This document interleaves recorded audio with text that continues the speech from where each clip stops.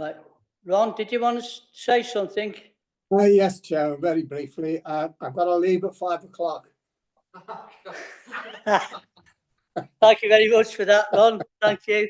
You're welcome.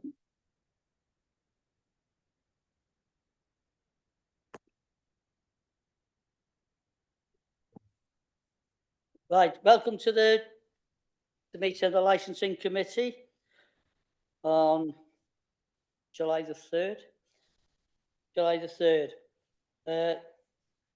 Welcome everybody.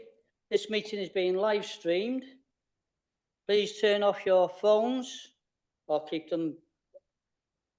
Turn off your phones and your cameras on, please. Please keep your mics on mute unless asked to speak. If any members wish to contribute to the meeting, please use your electronic hand signals. And that's it for me, thanks. On to agenda item number 1.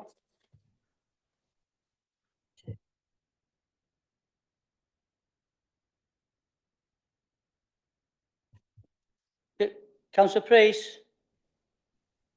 Thank you, Chair. I have the minutes and everything on my phone, so I can't turn my phone off. Otherwise, I won't be able to see what we're doing. You can put it on silent, though, can you? Yes, Chair, it's already on silent. That's fine. Thank you, Carolyn. Right. Agenda item number 1. Apologies. Got apologies for Councillor Bateman. Any others? No others? No, Chair. Thank you. Number 2, declarations of interest. Anyone? No. 3. The minutes to confirm as a correct record, the minutes of the meeting held on 5th of March 2025. We'll go through them page by page. Page 3. Page 4. Anything? No? I've got a mover and a seconder. Councillor Lloyd and Councillor Rush. All those in favour? That's unanimous. That's unanimous, thank you.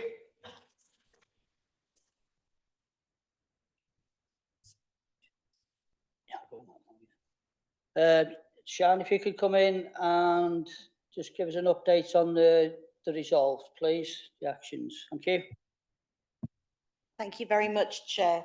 Just to provide members with an update then, from page 4, where the matters have been resolved, points A to B. So at the last meeting, a subcommittee structure was approved for special procedures licensing applications. We're yet to meet as a subcommittee, but that structure is now in place. Item B, members to undertake training once the statutory guidance has been published by Welsh Government with respect to special procedures. The guidance was published, albeit after the last meeting, published early April, and training has now been arranged, and hopefully you've all received an invitation for that. It'll be for the 15th of July. And finally, a letter was sent to Welsh Government from the Chair of Licensing Committee, it was Councillor Peers at the time, outlining the concerns raised over the scope of the businesses covered within the special procedures licensing. Chair, I don't know if you'd like any further update with respect to point C from Jill Hume, who drafted the letter and also received a response from Welsh Government. It has been circulated to members.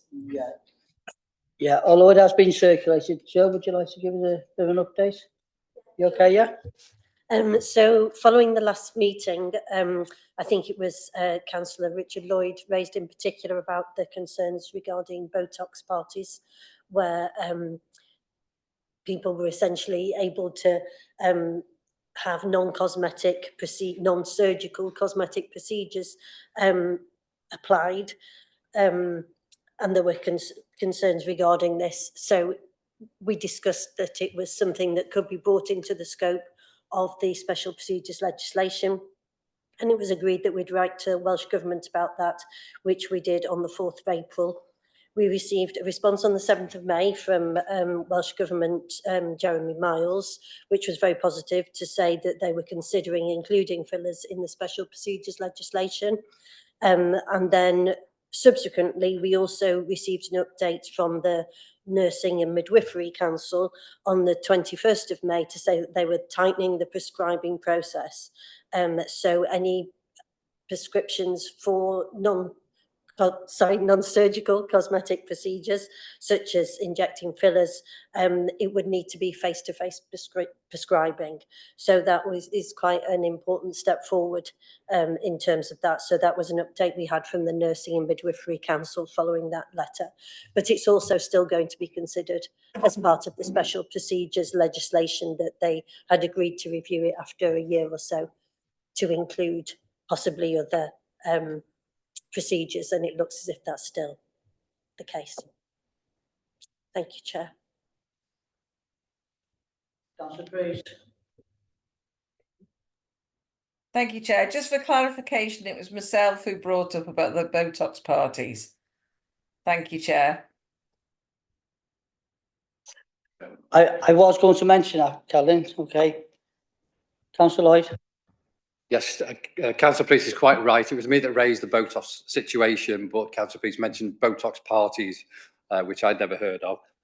Just for interest, I did read on a news feed on my phone this morning, a woman left fighting for life after fake Botox beautician apologises, and she nearly lost it. I think it was, she got botulism in the end, it said, and that was for anti-wrinkle Botox. So it's very important that this is taken up, but you know, it's going to happen again. Thank you. Thank you for that. Thank you. Right, agenda item number 4. Where are we? Right, Sian, if you want to take this on. Thank you very much, Chair. So this agenda item is regarding residential mobile homes, and specifically a revision of the fees policy, and also a revision of the fee structure as well to licence applications. First of all, I think it's important to note that neither the policy or the fee structure have been revised in a number of years, and at present they don't reflect the way in which currently residential mobile home applications are now determined. The fees policy and the fee structure are locally set at the discretion of the council, and this is permitted under the 2013 Act. With respect to the policy, the current policy appears on the Flintshire County Council website, and we've provided a link to that policy in the report document. And the new policy builds on the current one, the currently adopted one, with a few main changes. First of all, clarification that applications are now to be determined by licensing committee. Also, clarification that the purpose of the licence fee is for the consideration of an application, and that no refund will be given if an application is refused. Also, the schedule fees will now be included in the appendix, so Appendix A, rather than the figures or the costs appearing in the main body of the policy. This makes it easier for officers to annually update. So if the only changes that are needed to be made are the costs, then we can just change the costs that are included in Appendix A. Moving on to the fee structure, with respect to the proposed fees, our recommendation is to substantially increase the current costs to reflect the actual average time it takes to review and consider an application.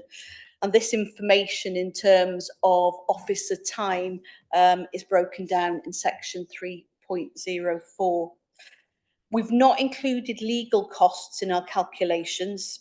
The reason for this is that currently a budget pressure proposal has been submitted to cover additional external legal costs. Flintshire County Council Legal Services are unable to support these hearings at present due to the highly specialist nature of these applications and of these decisions. If we were to include external legal costs for supporting this process, the costs would actually increase substantially. So so the request is for members to consider and support. You'll notice not to approve. We felt it was really important that we brought this report to licensing committee first.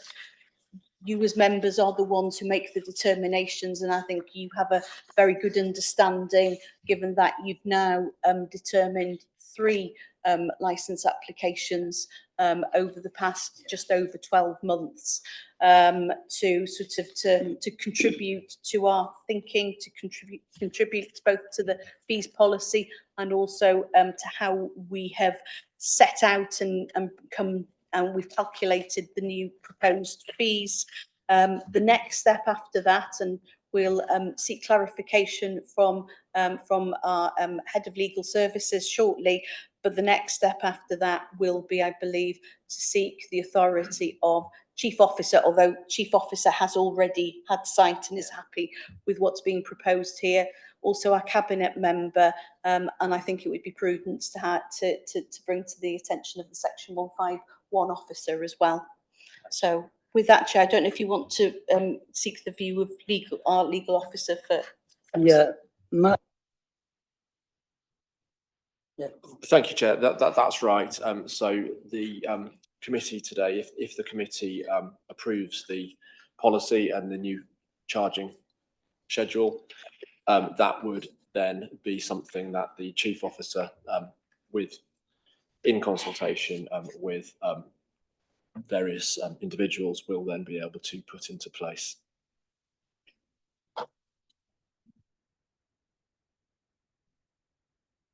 thanks for that, Matt. Questions, Councillor Cockle? I think you might find Councillor Priest is ahead of me. I'm just going by what I can see in front of me. Oh, okay, but it is. I think there's Calvin was Right, first. Calvin. Thank you, Steve. Thank you, Steve, for that. Thank you, Chair. Just a couple of points, a couple of questions, really. It says that the fee hasn't been looked at in a few years. Could you let me know how long that few years is? Because what we're looking at now is over a 200% increase. The actual increase is £886.49. I think this needs to be reviewed, or it should be inflationary, that it should be going up. So those few years, I think, must have been a long time since it has been increased. I know the effect of it coming to committee has increased the cost, but I think that is a sensible way forward, and it's more robust for this actual process. Also, looking at the fees, the difference between how much the cost is for a very small site going up to a medium site, etc. I think your price range should be tiered so that there is a difference between if you've got a small one, a small site, to a medium to a large, not the same price for all, because that sort of looks a bit unfair when you're actually coming to that. If you then go into your costings, because I used to do this all the time, costings for contracts, etc. It's a bit lean on the compliance visit over the course of the license, because you've got if you look at the top where you've got inspections of the site, is 3 hours including travel, and then you've got compliance visits over the course of the license is an hour with no travel time at all. So there's a little bit of a difference between what you've done there, that there's no travel time on there and it's only going to take an hour in total. And that says visits against it as well. So I think you need to relook at that little bit there. But overall, those are the sort of questions I was looking at, is how long has this not been increased? Thank you, Chair. Thank you very much, Chair. Thank you very much, Councillor Priest.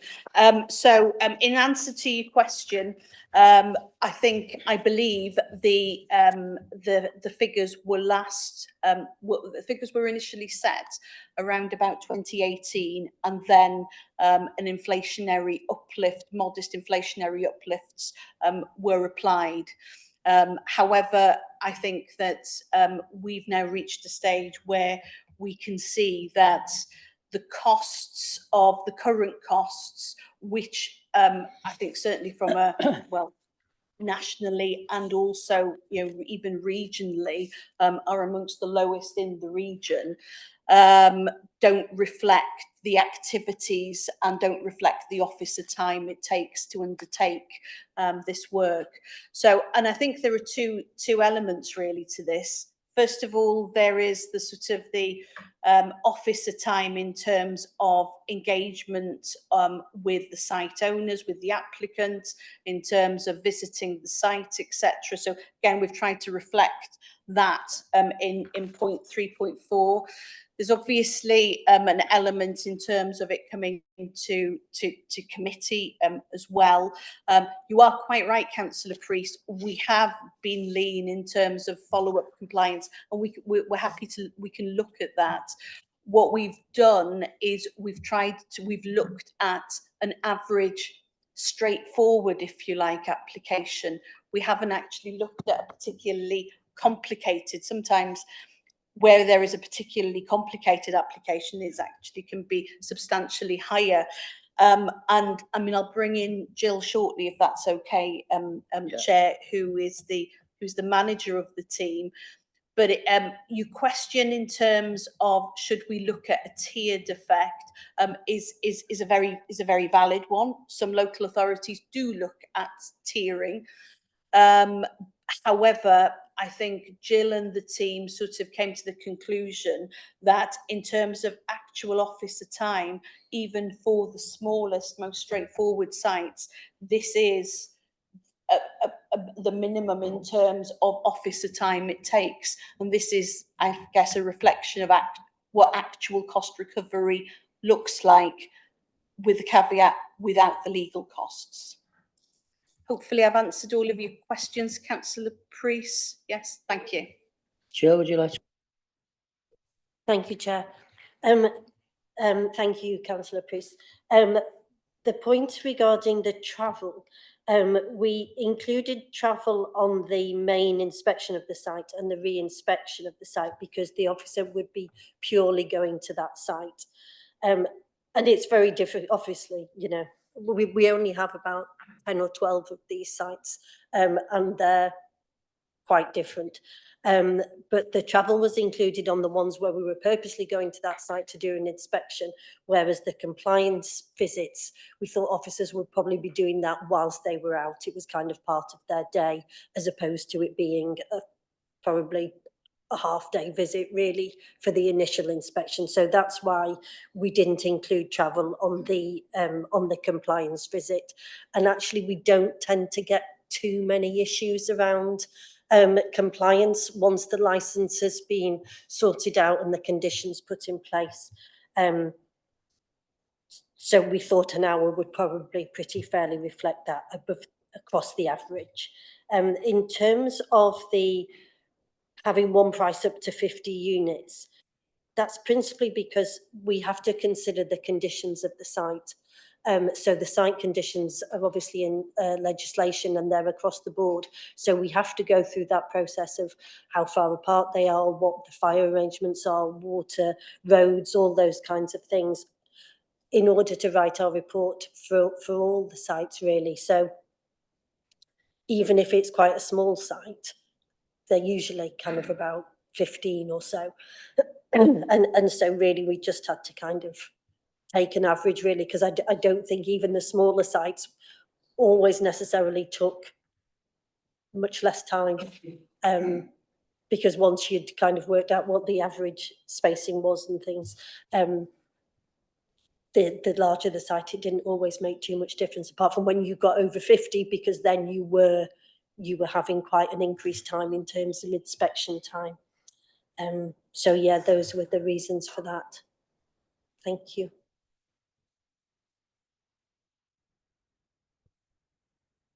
Right, Councillor Coppell? Thank you, Chair. Yeah. Thanks. I tend to agree with Councillor Priest about some of these issues. I mean, you've answered it now in terms of, you know, the compliance visits, which I understand now are just on your way to somewhere else. But another question is, how many applications are we going to get per year? I know we've done 3 in the last so many months, but typically, how many did we get? That's a question. Second of all, why 50? Is that a significant number, or is it because that's an average number? And third of all, it's the complexity of these cases varies. We've seen one visit where it was a lot of time spent with it was the Mancott one. We spent a long time on that one, I imagine. And then the more recent one in the Taraka Park one, where was not so much time spent on it from our point of view. And I imagine if the applicant is compliant, there's a lot less officer time because they're compliant and they're sending you emails backwards and forwards, you're not having to chase. So how have you figured complexity in terms of a non-compliant applicant? So there's 3 questions. Thanks. Yeah.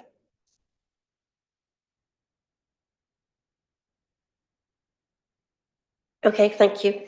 In terms of how many, we have about 12 of these sites, 10 or 12, which come up every 5 years. So we are dealing with probably 2, 3, possibly a year. Obviously, they're not all staggered the same way. And yes, they are incredibly different. So yes, whilst to the licensing committee, Hilton Park would have appeared to have been quite straightforward, there were about 3 weeks of legal conversations with the applicant's solicitor prior to that hearing regarding planning. The figures we've taken are for a basic non-contentious. So obviously you'll see in the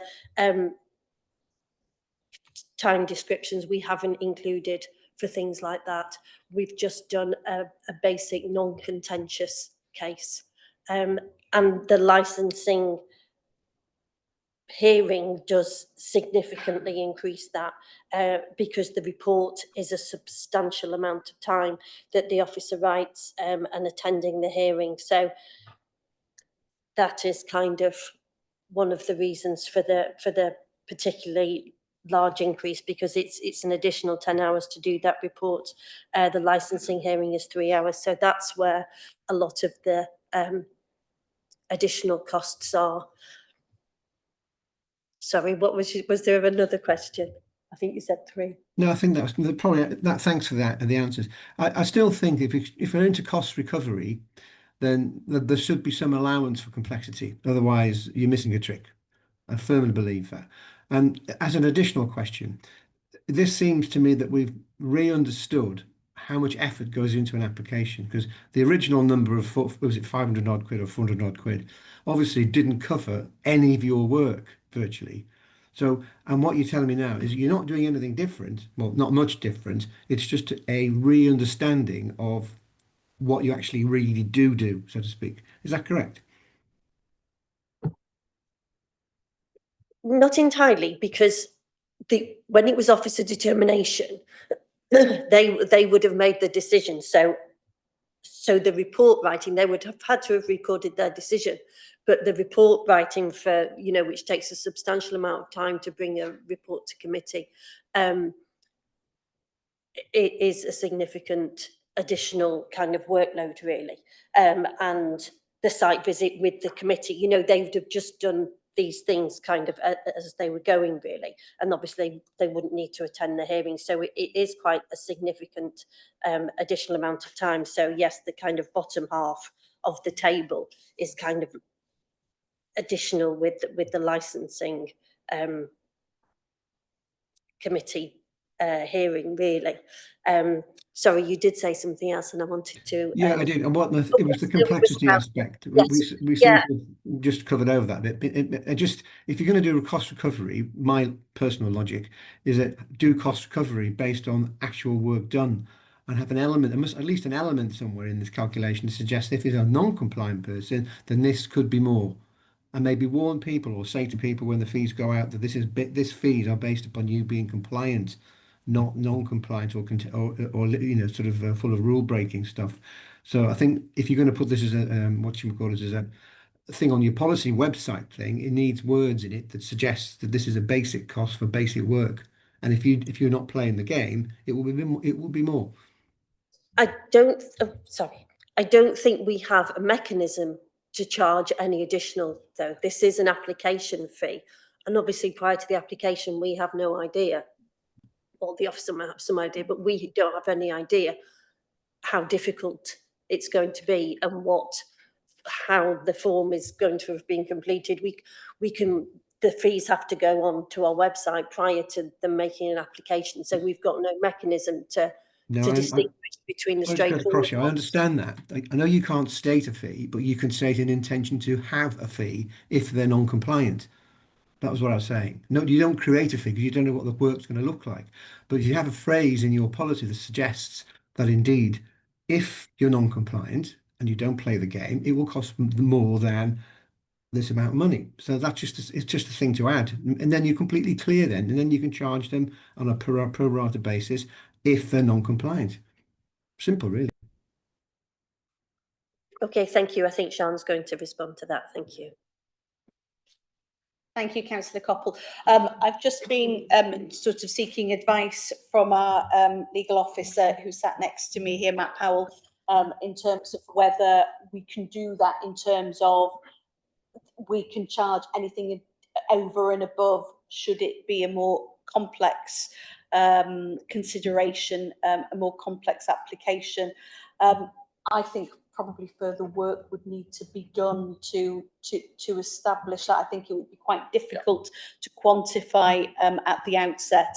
And I suppose going back to the point that Councillor Priest made about sort of having a tiered approach, if you add that element of complexity at the outset and in your policy, then you could be seen as penalising those very straightforward applications, and this is based on dealing with a straightforward application. Quite often they tend to be the smaller sites that are more straightforward.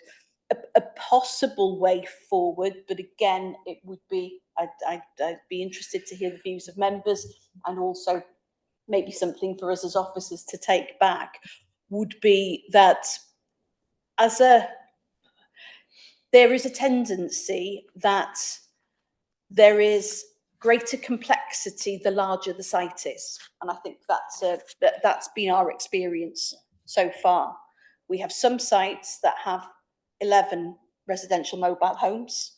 You had an example of that, the first application that you considered. You also have others that have in excess of 100, far more than 100 on site.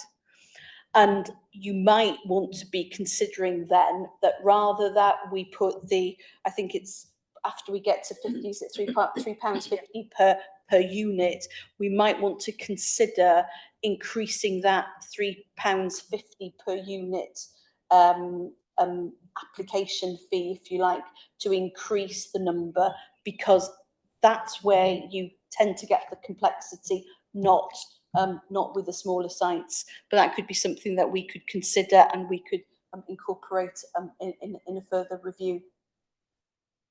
I don't know, Matt, if you have a view on that. That's okay, Chair. Thank you, Chair. No, nothing to add to that, Sian. Just what you say, that I think further work would need to be done around that. But you would be able to look at the additional cost per unit as well.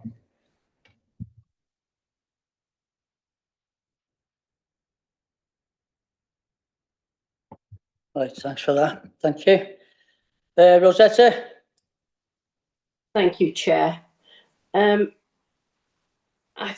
think we should be looking at maybe raising that £3.50. We need to make sure that all the work that we do is paid for. And I think maybe we should be doing what Callum Priest suggested, which is having a 3-tier. And then we can go from there. But if we raise it a little bit, then that will hopefully cover what Steve was saying about, you know, these that are more complex. The straightforward ones, I'm afraid, are going to, you know, get stuck in the middle there, really, aren't they? But I think we should be on a. It should be on pro rata, but it's not going to be, is it? Because they're not all the same. We're still learning. This is something that's still new to us. We've only had 3 applications so far, so we're still learning from it. And maybe this is something, you know, if we're going to do it, let's look at it again in 12 months' time and see where we're going. Are we on the right track? You know, and then nothing is set in stone. We can have a look at it again. Okay, thank you, Chair. Thank you, Zeta. Councillor Lloyd's next. You're after Caroline. Thanks, Chair. Most of the my questions have been covered already by the officers, and I wasn't going to come back in, but I just wanted to add, I don't think there should be a tiered system. I think it's obvious from the proposed cost that the amount of work involved with one caravan is the same as 50 caravans, as Jill has said. So I don't agree with that. I think we should definitely look at increasing for additional unit over 50. I think that's quite important.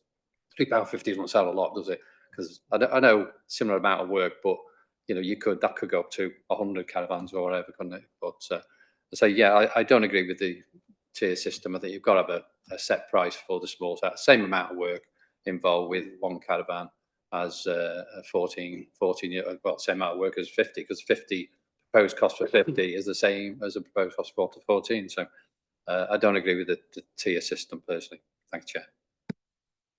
Right, thank you, Councillor Lloyd. Councillor Priest. Thank you, Chair, for letting me come back. When I mean a tier system between the actual 3 sections that we've got a small, large, and then we've got the next stage up of what the fees should look like. So yeah, you've got your additional, which is what everybody is saying. The additional work is in the more complicated ones. So yeah, that should be an additional fee for that. So that's the tier system I was on about. So going back to what you said about the costs weren't altered from 2018. So we've got a period of 7 years that no increase has been made in that. What we need to put into the policy or something somewhere, that there's an annual increase for inflation, so that we're not in this situation again where fees massively jump up, that they are then per year going up in a natural manner instead of a massive leap. Also, I think Councillor Coppell said, do we know when they're coming forward with the applications? Yeah, is there a matrix that you've actually got with all of the actual sites on? So we know it's a 5-year period. So you'd know how many more we've got this year, how many next year, etc. They're coming through. Could the actual committee have sight of that? Thank you, Chair.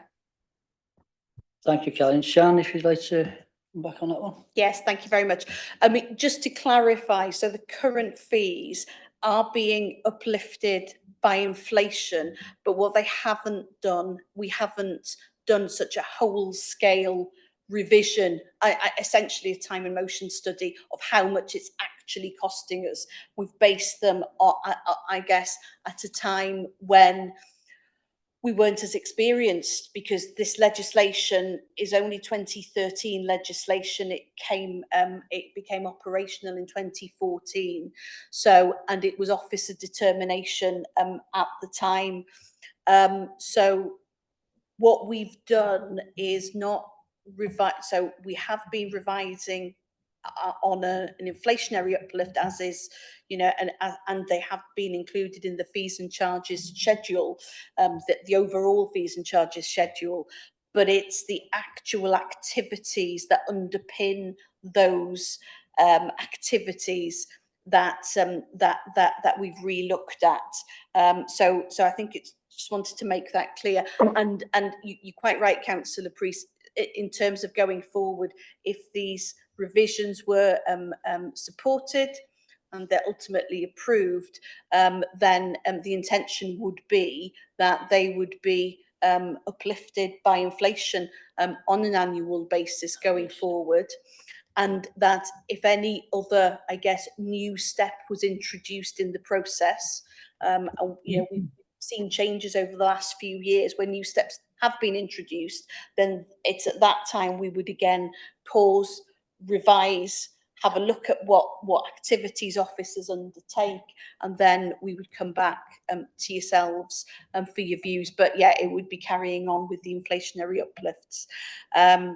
And Councillor Priest, I haven't written it down. What was the other point that you made, if you forgive me? Apologies for that. It's the matrix of when all of the actual licenses are due to come to committee. So, you know, we've had 3 this year so far. Are we having the rest of the 12 also this year, or is it we've got 3 next year, 3 the year after? So have you got a matrix of when they're actually due to come to committee? Thank you. Thank you. So a register of residential mobile homes is kept by the department, and we can certainly put down the dates that the renewal, because obviously the license is only valid for a 5-year period. I should put a caveat, I guess a note of caution, that these would be for applications that are valid. So first of all, applications where the full application fee is paid, it should come to committee at that point, and also that all the information received is complete. And of course, the other complexity, but we can reflect this. I think we can pull together a document for members of this committee to consider, are those applications that may have been refused, because ultimately they will need to come back to committee as well. But in answer to your question, it's not a problem. We can provide you with that information. Go on, Sean. Right, thank you, Sean. Councillor Davis, Ron Davis. Thank you, Chair. Yeah, I just wanted to move the recommendations as they stand, please.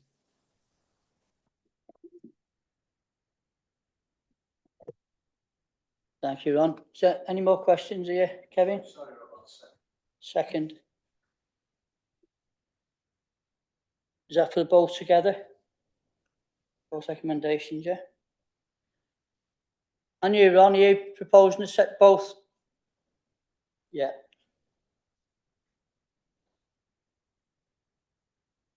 So if we could take that to the vote, all those in favour?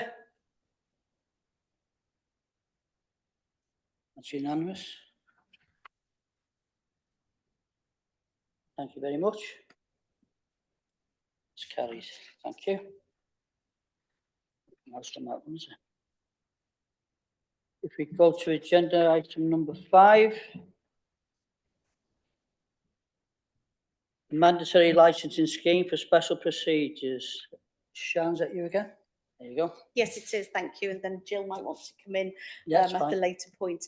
The purpose of this report is to provide you as members with an update and also assurance, hopefully assurance, with respect to the progress made in relation to special procedures inspections. And also, we felt it was important to make you aware as members of the challenges that we've encountered to date. So, Section 3.3 of this report provides an update of the progress made by officers. And since the last committee, and you'll recall at the last committee, the statutory guidance hadn't come out at that point. So it would have been unfair for us to go out and inspect businesses because they needed obviously sight of that statutory guidance. But that guidance came out early April of this year. and now 43 inspections have been, all at the time of writing of this report. Jill may well be able to provide further information, but at the time of writing this report, 43 inspections had been undertaken, and this was the total completed of the applications received to date. We anticipate for the further 45 to 50 applications, but it is difficult to predict. But this estimate has been calculated based on contact with prospective applicants. Some of the challenges we've noted in point 3.4 of the report. First of all, as I've mentioned, there was a delay in the publication of the statutory guidance. Then there has been a delay in terms of national communication strategy from Welsh governments. Locally, what we as officers have had to do is to ensure that our lines of communications with businesses has been effective, because again, you know, if those who are running businesses who offer these types of services, they must have a license in place, or they must have their application in by the 29th of August of this year. There have been also some anomalies in the legislation and the guidance. Now, you would expect this with any new national licensing regime. There is an inevitability that not everything is covered, and this is, I suppose, this has been one of the advantages of being part of a national meeting, where those who are implementing the licensing regime are able to sort of pool knowledge and also to pool concerns and problems as well. But there have been some anomalies that we are still awaiting clarification on. Also clarification around exemptions, because we await clarification as to whether those premises who are enforced by Health Inspectorate Wales, whether they fall within the confines of this regime. And finally, just as a note, but also I wanted to give you reassurance that locally we are working closely with the national chains as well, because this licensing regime is unique to Wales at the moment. And some of our national chains who offer services such as piercing are based in England. So, of course, this is a new regime that they're having to navigate, and to make sure that they're those who are offering these services comply with the requirements of the licence. So it is something that we are working and engaging with those local branches who are based within the county. So, and I suppose the other thing, a final note from me before I hand over to Jill, if that's okay, Yeah. Chair, is to say, and I did mention it at the start, we have arranged for a training session for members. It's a virtual session, and it'll be on the 15th of July to go into more detail about special procedures and the implications for Flintshire. Happy to take any questions at the end. I'll hand over to Jill now, if that's okay. Okay, Jill. Thank you. Yes, I don't think that there's a great deal to add really to the report or to Sean's summary of it. We're progressing as quickly as we can within the confines of Welsh Government assistance. I think we've pretty much done all the applications that have come in. So now it's a case of chasing and more chasing for the ones that we haven't got in. Obviously, we've got officer holidays over the summer holidays. So that was always the plan, that we would have all our applications done roughly by this time. And then chasing the difficult ones. And that's where we are. So you know, I'm pleased that we're on track. That there's just going to be some difficult ones because they have to do they have to gain a certificate, which means they have to do a full day's course, and a lot of some of the very traditional tattooists, that hasn't been a kind of particularly attractive option for them. So it's just encouraging them to do that, and making that as easy as possible. Obviously, when it gets to the end of August, then we'll have to look at issuing stop notices for people who haven't applied. And that's why I just wanted to flag some of the difficulties with not having kind of some clarity from Welsh Government, because that will mean that it will be less inclined to issue stop notices immediately if any of these kind of factors apply to them, really, things like the exemptions and things. So it was just to flag that, really. But yes, I think, good progress, but there are some difficult operators out there that have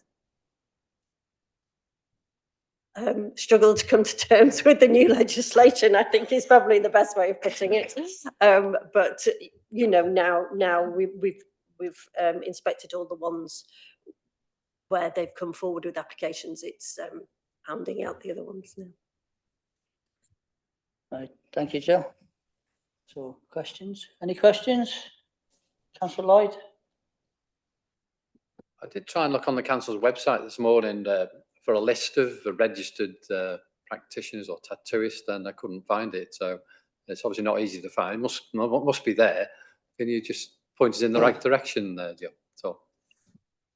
We should have a public register. And I imagine I don't know whether we have to keep it on the website though. We have to have a register of all those that were registered, but that is an old regime now. So I don't know whether that was taken down when this one came in. But I think we had to have it. I'm not sure whether it had to be on the website. Sorry, I wasn't here there. But maybe Sian. Yeah, thank you, Jill. So we didn't have the register on the website, but that was kept internal, if you like, but is available if required. But the new licensing regime supersedes the registrations, skin piercing registrations now. So we could keep a copy of those who are licensed on the websites going forward.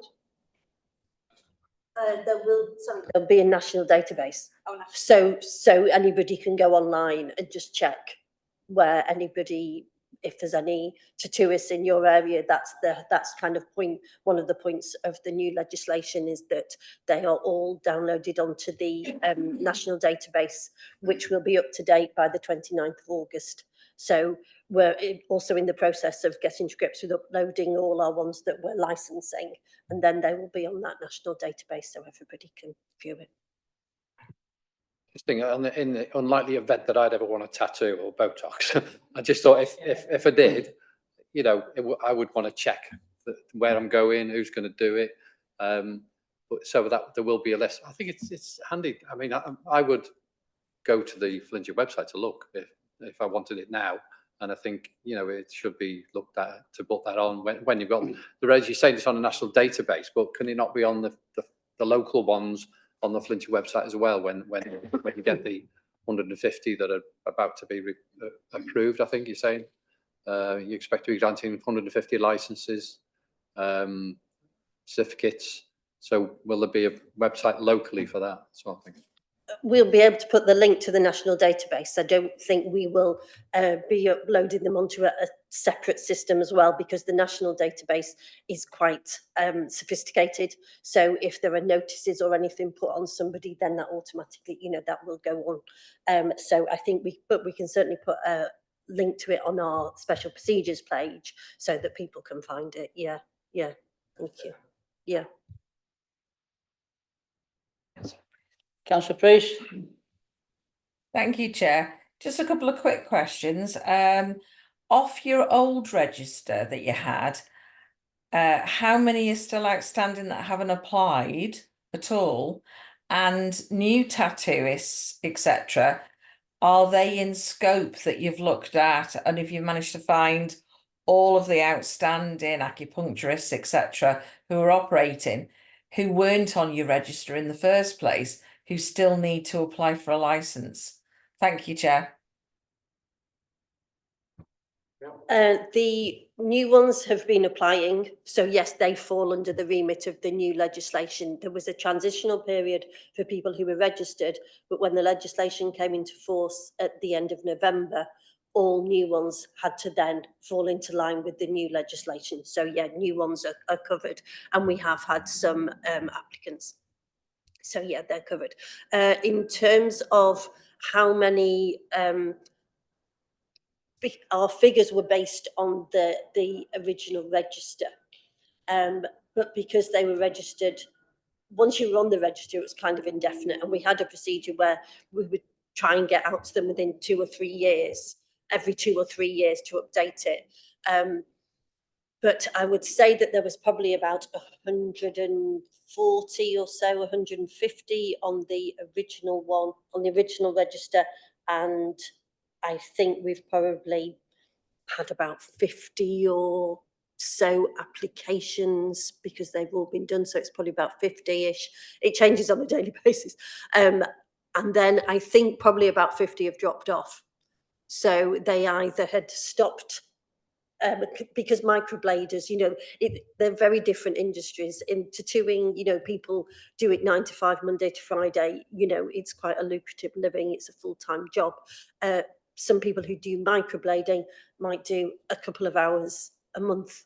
So if they then have to pay a license fee, they're not necessarily going to carry on providing that service if it's not something that they're asked for very often. Similarly with acupuncture, people who do it as part of a physio service might have decided, actually, for the 1 or 2 clients that I do that for, it's probably not worth me registering and having to go through the hoops of doing the level 2 qualification and things like that. So there has been, not surprising really, some drop off. So I think now we're looking that there's probably about, we're probably expecting that we're going to get about 100 or so. We've had about 50, so that's why I think we're about halfway through. It is quite difficult to predict, and because we are so pushed for time because of the loss of the couple of months, we're not at a stage where we can be driving around trawling to see who's open and who isn't. You know, that will come kind of later on, and probably, you know, not by one of the EHOs. So yeah, that you know, that will be part of the process. But at the moment, we want to get through the applications that have you know, that have come in and that we know that will be, you know, good to practice. So yes, part of the process, but we're not at the stage yet of knocking on doors, although some of that has been done. So yeah, thanks. Thank you, Jill. Councillor Priest. Can I just come back just very quickly? I just want Very to say, quickly. yeah, very quickly, just the amount of work that the staff are having to do. And I think we need to thank them, because this is very challenging, this, and working against changes that Welsh Government have been putting in. They should have actually added an extension for you, because this is a summer period of time as well, where they know staff will be having to take holidays, and to not have answers on certain parts of the legislation that you've had back, you know, they should be extending the deadline for this to actually be imposed for you. So the pressure that the staff are under at Flintshire is not, you know, that's really bad. Is there something that we could send from this committee to Welsh Government, a letter to them saying that, you know, the deadline that this should be imposed on Flintshire should be extended? Thank you, Chair. Thank you, Councillor Priest. Yes, it is very challenging. There is no two ways about that. And everybody is, yeah, extremely pushed. But there's also, you know, a kind of keenness to get through it. I don't know, because there were so many delays in the legislation coming into force. This has been going for virtually a decade. So the officers are almost desperate to get through it in a way. And I think we've probably got another couple of months push left in us. But yes, I don't know whether we would necessarily, I don't know whether it would help the industry in a way if we asked for extra time. It will be up to us whether we enforce immediately, obviously. And I think that is probably, once we get to the deadline of August, then we will start to review what we intend to do with those that haven't applied and complied with the legislation. But I think we're all quite optimistic that we will be able to get there, I think. So yes, I'm not sure that we would want an extension, because to be honest, it would prolong the agony, I think. And I think we are quite hopeful that we'll be able to get there. But thank you very much for the suggestion. I think one of the things is communications. That's what we want from Welsh Government, because there is nothing in the press. So even though we have written to everybody really regularly, every 6 weeks we're sending out communications, and we're ringing them and, you know, really chasing down the ones that we know haven't applied. The difficulty is that they are only going to those particular operators. So there's nothing in the press, so their mums won't know that they won't be able to operate after the 29th of August. Their partners won't. You know, there is no kind of other channel of communication about this at the moment, and that's one of the concerns that we would have hoped Welsh Government would be able to deal with.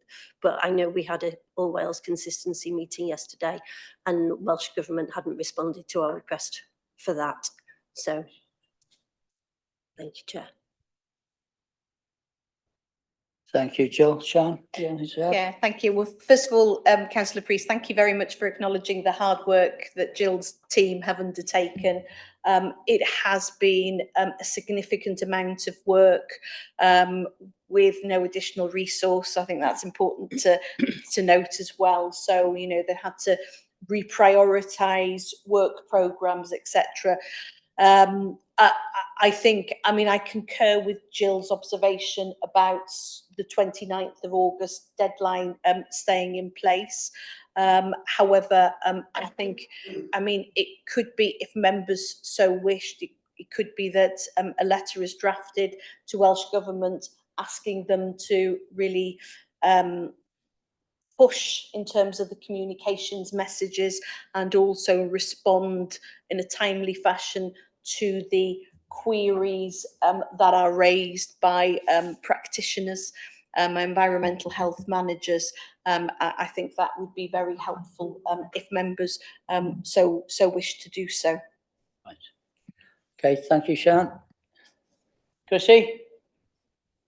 As newly back on the committee from a long time ago, is everybody going to the training on the 15th?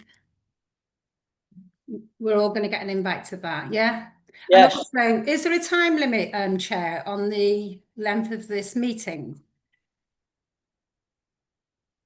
On which today's meeting? Yeah. No. I just wondered why you asked Carolyn to be quick. No, it's just a joke. Oh, I see. Okay, I thought it was... Okay, that's fine. Thank you very much. Yes. Yeah. Yeah. Hi, Councillor G. So I will make sure that a link to the training, special procedures training, is sent to you. I'll make sure that's done today.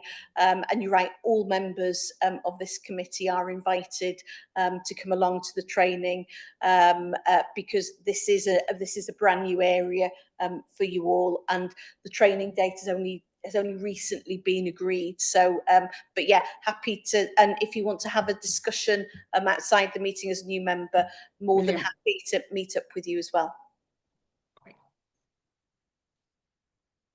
Councillor Lloyd, Richard? Thank you, Chair. Yeah, I'd just like to acknowledge the work that the officers have done as well, personally, but I think that to extent, if you're happy that you can get it done and dusted by the 29th of August, you know, why prolong it? Obviously, if you want to send a letter to Welsh Government to tell them to get their act together as well, but if you're happy to get it done by the 29th of August, let's leave that. So I'd just like to propose the recommendations on page 17, 1 and 2, please. Thank you, Rich.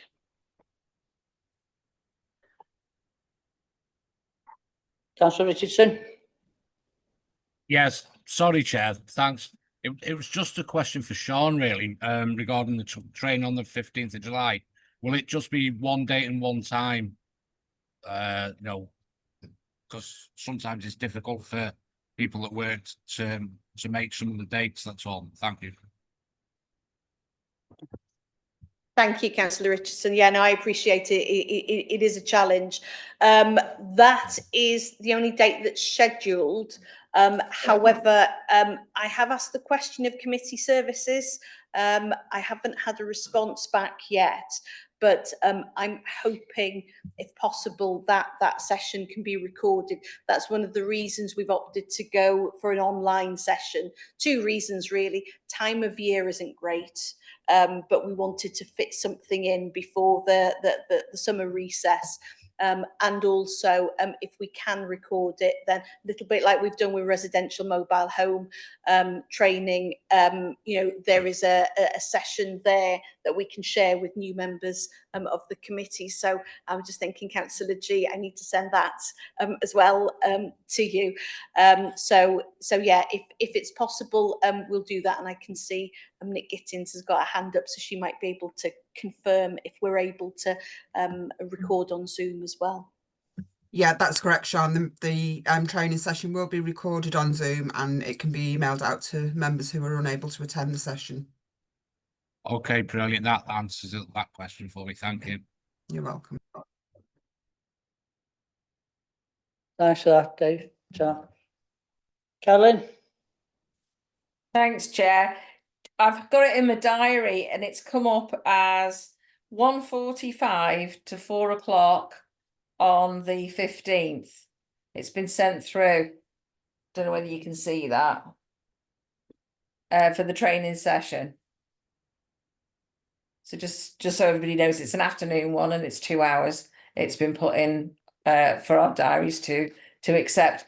I'd just like to second the actual recommendations, but with the added of the letter going to Welsh Government asking them to promote it.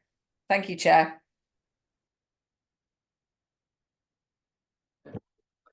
Yeah. Chair, can I just ask, I have, yeah, thank you, Chair. I did email Sian to say I couldn't make the 15th. And that does say, you know, obviously if you send me a link to get the, the training later on that date. Another question I do have is, for the mandatory license for the special procedures, is there a cost? Is it a cost for the license, and how much is the cost? Thank you. Thank you, Councillor Rush. There is a cost, and the schedule, I think, was shared. I think it was at the last committee, that was detailed there.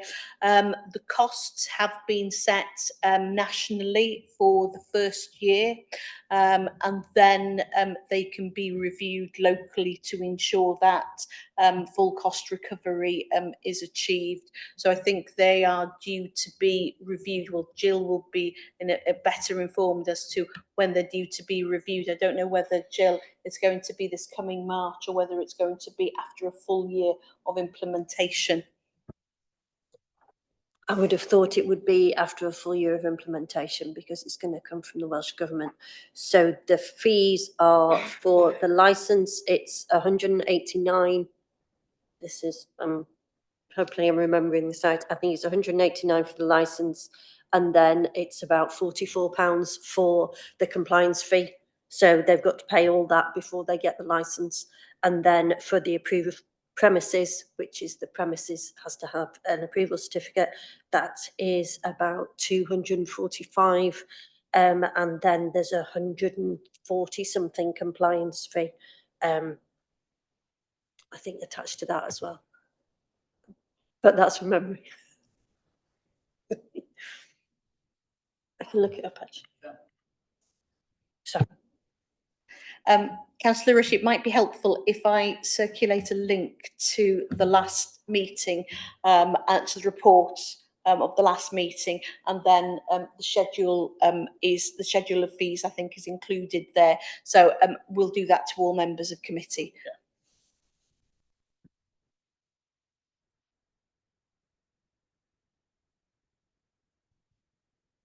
Right, no more questions. Right, I've had a proposal for this. Councillor Lloyd's proposed, Councillor Priest has second. Do we take them both together? And all those in favour? Excuse me, Chair, can I just check if that's with the addition of a letter to Welsh Government as proposed? Oh, yes, by Councillor please. Priest? Is Yes, that please. supported? Okay, thank you. Well spotted. Thank you. All those in favour? That's unanimous. Thank you very much. Thank you for everybody's attendance, and see you on the 15th up to now. Thank you very much. Cheers. Thank you, Chair. Thank you. Bye, everyone.